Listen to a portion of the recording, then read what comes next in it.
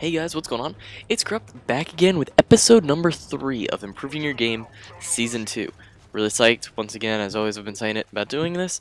But before I start, I just want to give a quick shout out to TheGame81790, one of my subscribers. My last video was about shotguns, and I was getting a little bit screwy with the terminology as for rounds and shells and pellets and all of that stuff, and he left a comment, cleared it all up for me. And I just thought I'd let you guys know, as this is a longer video, I got a little bit of time in the beginning before I get into everything, about the sniper rifles, that what he told me was that a shell is what you load into the shotgun, and into like the barrel of a shotgun. And then you'll fire the shotgun, and the pellets that are inside of the shell will disperse out of the gun, and that will, you know, be what hits your target, or hopefully hits your target if you're doing your job right. The round is the term for like a sniper rifle, a machine gun, a submachine gun, things like that, where you only have one bullet that will actually fire out of the gun at a time, as opposed to the numerous pellets. So thank you to TheGame81790 for clearing that up for me. And yes, let's hop into the sniper rifle video. Sniper rifle shoot rounds. Let's first clear that up. But and so do G18s.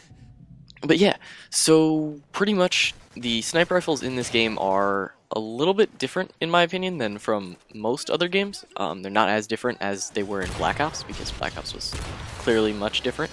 But I feel like they play a lot differently in this game than other games that could just be a personal thing. I don't know. But I think that there's 3 classes of sniper rifles, I feel.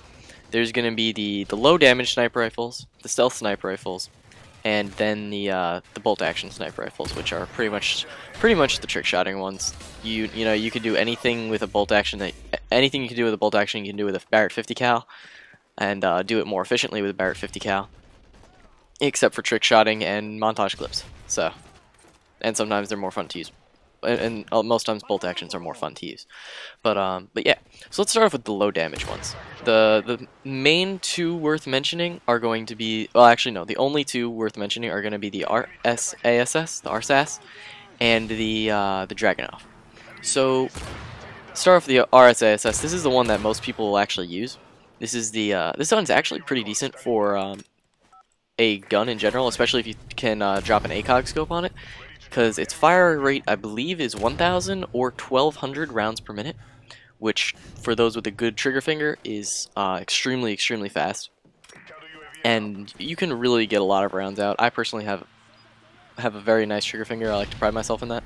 And you can do quite a lot with the RSASS if you have a good trigger finger. So even though it might take 2 shots to kill, you can get those 2 shots out extremely quick. And yeah, so the next gun that I mentioned was the Dragunov. Now, the Dragunov is not a gun that I would ever recommend using, unless you're in the mood for a challenge. And that's when I use it. You know, when I'm, you know, maybe I'm having a bad day and I just don't even care how I'm doing anymore. Like, there are those days, you know, everybody has them, where it's just like, you're not doing good and you have no, like, no reason to try and do any better. So you just kind of pull out the stupid guns and, you know, see what happens. Dragunov's that gun. It's got a decent amount of recoil. It's a 2-shot kill to anywhere except for the head and neck, and if you put a silencer on it, it's only a 1-shot 1 kill to the head. So it's quite difficult to use in general. It's definitely the worst sniper rifle, but if you do well with it, it can be very like personally rewarding.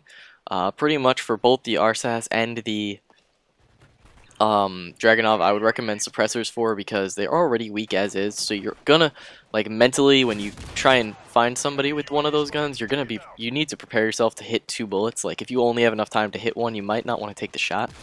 So a suppressor, it makes it so there's more chance of a 2-shot kill, but if you're already most likely gonna have a 2-shot kill, it can't hurt to put a suppressor on to hide yourself so that you can stay away. Next thing I would recommend is running Blind Eye and Assassin. On sniper rifle classes like these, like for the low damage and the stealth ones, running Blind Eye and Assassin is actually a really good idea.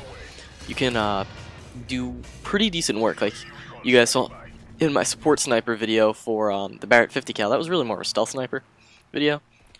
But oh wow, I just missed that guy. I was staring right at his leg. Wow, that was stupid. I just noticed that actually now in the video. That was probably the guy calling in the Predator missile that killed me. That's kind of dumb. but yeah. I apologize. But yeah, so those silencers really don't hurt the RSAS and the Dragunov as much as people would expect. So I would recommend you guys give that a shot. And with Blind Eye and Assassin, you'll stay away from people. You don't really need quick draw on the RSAS because it's going to take you 2 bullets to kill anyway. So what are you going to do? Like quick scope them twice? Just, you know, don't worry about it. Pick a spot, stay in that area of the map like I'm doing here, and hard scope. It's not hard scoping, it's sniping. But regardless, you know, that's what the sniper rifles are made for. If you're going to use one of those guns, you're probably not going to be quick scoping. Unless you're playing hardcore, in which case they're probably very good at quick scoping. Anyway, next up on the list is I'll talk about the stealth snipers, and that's just the AS-50 and the Barrett 50 cal. And the reason I call them stealth snipers is because they're not bolt actions, and they can be used extremely well in stealth environments. Like if okay, I just want to know how I just got a ninja defuse there. I just want to know. Regardless, that's actually kind of funny.